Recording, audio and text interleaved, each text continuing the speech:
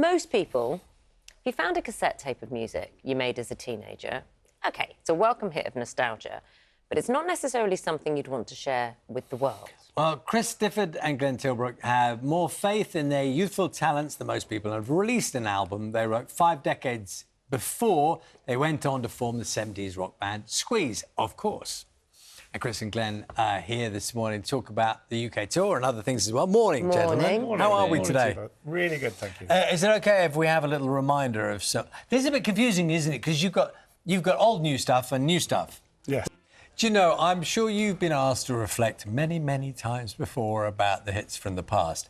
Would it be fair to say... I mean, I was watching those going, that one still works. That one, if it comes on the radio, I'm in a happy place. Is it the same for you? Are there some that you think just, you know, you're more fond of or work better as time goes on? There are some that I think need a rest every now and then. I think you've got to concentrate absolutely fully to make sure you do it properly and don't just drift off. Yes. You know, all the time you've got to concentrate on those things because you're so familiar with them. Yeah. Is it the same thing? Yeah, I think so.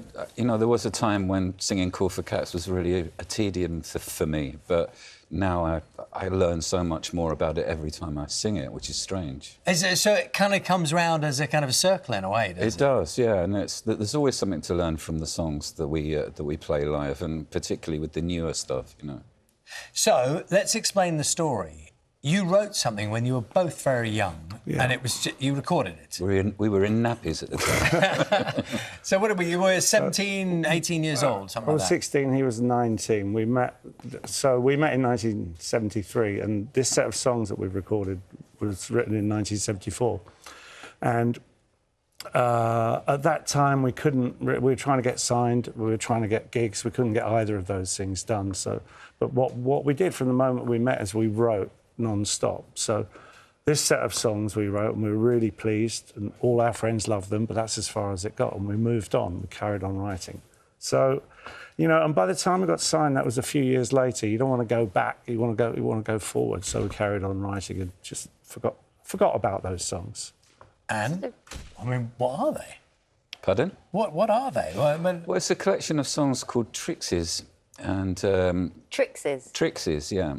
And we recorded them the beginning of this year, and they were sort of hanging about on a cassette tape in a loft, and we both knew that they were there, and we both knew that they were good, and we just needed the time and the space to make it, and now we've done it, and we're very, very proud. How protective? I know this is going to sound really odd, but they were songs that were written as you two were 16 and 19-year-olds, right? Mm. They represented a time and an attitude that you had in life. Yeah.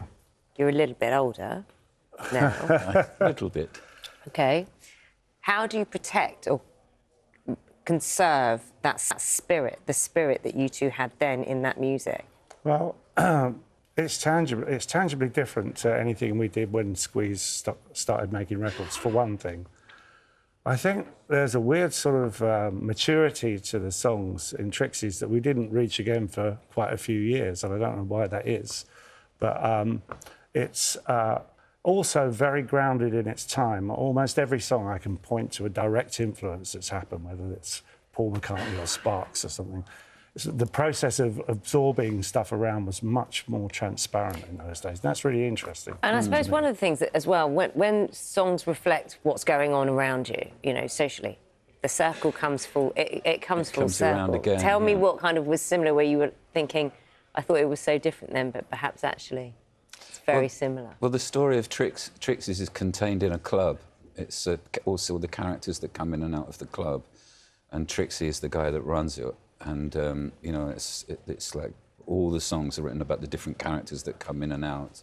So it wasn't a reflection of what was going on in our lives at that time. It was a story that was inspired by someone like Damon Runyon for the book that I was reading. And now, would it be the case, because I haven't heard this old new music yet, but if I were to hear it, you were saying it's quite different from stuff that Squeeze you produced a little bit later on with Squeeze. So would I know, listening to it, that it was you two? It sounds Completely. like us. It sounds like us. Yeah. I mean, I think that, you know, the big difference is if we'd recorded it then, we couldn't play that well. We could write far better than we could play. So, you know, there are tapes of Squeeze at the time playing in it, and it's a sound equivalent of kids chasing a football when they're 5 years old. Everyone is going after the ball, you know.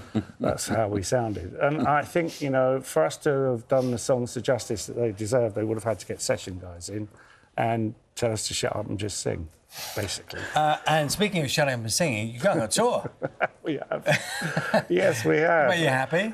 Yeah, very happy. I think tickets go on sale at 9:30 this morning. 7 minutes time, yeah. Tour. Quick, hurry up. Does it still have the buzz? You know, that when I don't know how you make the decision. Chat amongst yourselves, you just go, do you know what, now? Let's do it. It's brilliant to go back out on the road. And it's a big tour for us because we're doing arena shows, which we've never done, really. 16 dates. 16 dates, and Billy Bragg is out with us. I'm sure you've had Billy on the sofa. So it's going to be a really great tour. Sounds like a lot of people are going to be very happy to hear the music again. Can I just ask, when you found the cassette, problem one was finding a cassette player? Who's got one? Anybody got a cassette I'm a hoarder. I've got every form of music. Have it all? Yeah. Do you have those little ones with the buttons and the... Yeah. I like that. So, you know it's going to come in handy sometime. Everything I keep comes in handy at some point. From the junk room. Chris Difford, Glenn Tilbrook, thank you for your time. Thank you so much for joining us.